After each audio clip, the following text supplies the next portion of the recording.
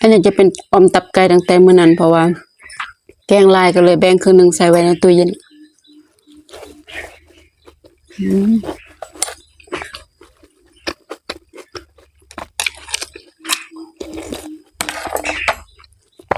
แซ่บ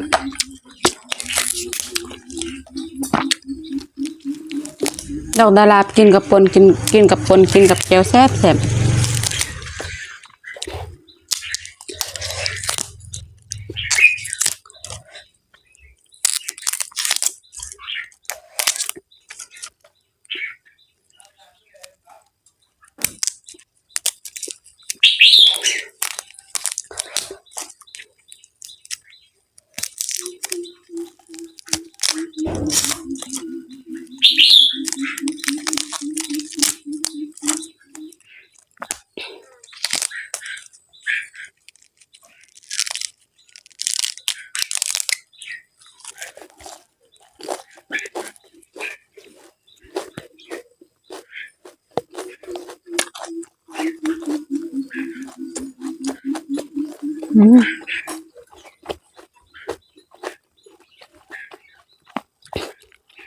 สงสัยจะเป็นตำแจ่วปลาแห้ง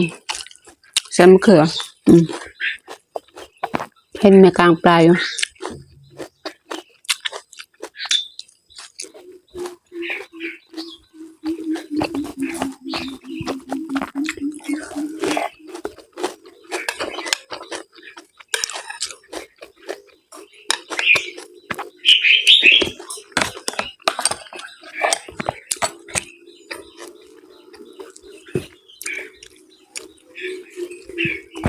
ซึ่งจะเป็นคนที่ว่าบ่แกงก็คือบ่แกงถ้าแกงแล้วใส่แกงหลาย